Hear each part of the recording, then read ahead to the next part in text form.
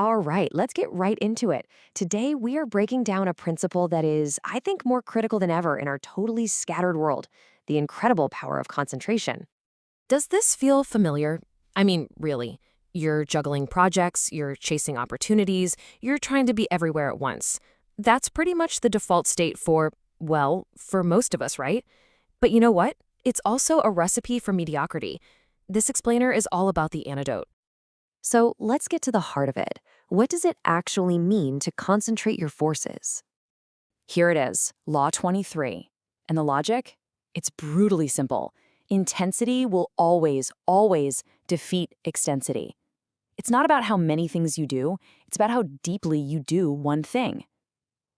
Think of it like this. You find one rich gold mine and you just dig and dig until you hit the mother lode. That's way better than digging 100 shallow holes and finding absolutely nothing. This old fable just nails the point perfectly. You've got the goose, right? And he's so proud that he can walk, he can fly, and he can swim. He's a total jack of all trades. But then you look at the horse, who's just confined to the ground. Well, compared to the horse, the goose is kind of clumsy in all three of its elements. The horse, on the other hand, is an absolute master of its one domain. It's powerful, it's graceful, it's admired. And this is the whole point, isn't it? The horse gets it. True excellence, real power, it comes from focused mastery, not from just dabbling in everything. It would rather be brilliant in one thing than just mediocre in many. Okay, so now let's look at a historical example of the stakes involved here. Because ignoring this law, well, it isn't just inefficient, it can be absolutely catastrophic. So way back in 6th century BC China, the king of Wu was just drunk on ambition. He was attacking his powerful northern neighbors on multiple fronts, spreading his armies super thin, all to gain status. His chief minister, he tried to warn him, saying, "Look, you're leaving our southern border totally exposed." But the king, he was way too focused on his scattered so-called glorious campaigns. He actually saw the warning as betrayal and forced the minister to take his own life. The result was, well, tragically predictable. Can you imagine? Those were the minister's chilling last words. And just as he predicted, the southern Yu army swept in, invaded the distracted, weakened kingdom, and conquered it. The king had flitted from one shallow mine to another, and in the process, he lost the entire kingdom. Okay, so that's what not to do. But what happens when this law is followed? I mean, followed with absolute, ruthless dedication. Let's take a look at one of the most powerful families in history.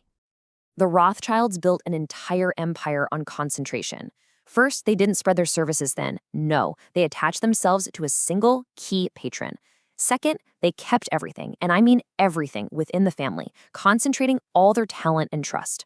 Third, they concentrated information, building a private intelligence network that no one could possibly penetrate. And finally, get this, they even concentrated their bloodline to keep their circle locked tight and their power consolidated. And this quote from Solomon Rothschild just sums it all up, doesn't it? They weren't just a loose collection of interests. They were a single, perfectly coordinated machine. Every single part moved in concert with the others, all focused on one unified goal, but the inner workings totally invisible to the outside world.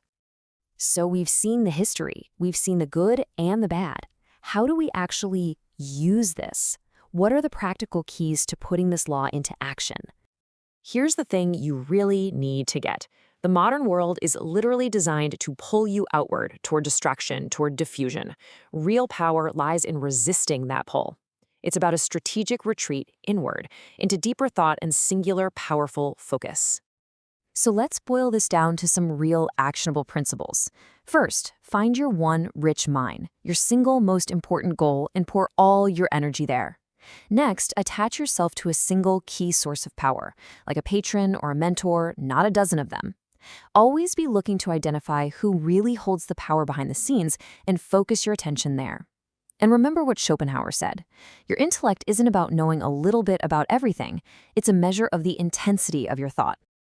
And you want to see a perfect example of this patron principle in action? Look no further. You've got Nikola Tesla, an absolute genius who insisted on his so-called independence. He just flitted from one financial backer to another and ultimately ruined himself. Then you have Michelangelo. He attached himself to one guy, Pope Julius II. And through that focused loyalty, he gained incredible freedom and made his patron dependent on him. He found power through concentration. But hold on. Like any law of power, This is not some blunt instrument you can just swing around wildly. There are times, and this is crucial, when concentration can be a fatal mistake. You have to know when to flip the script. So when is it actually smart to disperse? Well, there are a few key situations. First, if you're the weaker party. Concentrating your small force just makes you an easy target. I mean, the whole idea of guerrilla warfare is built on dispersal. Second, during times of total chaos. Tying yourself to multiple patrons can be a form of insurance. And third, you have to be aware of the ultimate risk.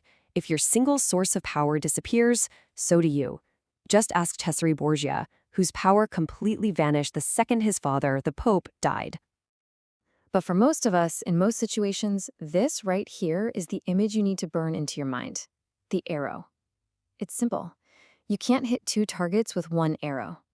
To hit your mark, your mind, your will, your action, it all has to become one single pointed instrument. Any distraction, any wavering at all, and you miss. And that really brings us to the final and maybe the most important question, the one you should really take away from all of this. I want you to look at your life, your career, your ambitions. Stop digging all those shallow holes. Instead, ask yourself, what is the one rich mind that deserves all of my concentrated force?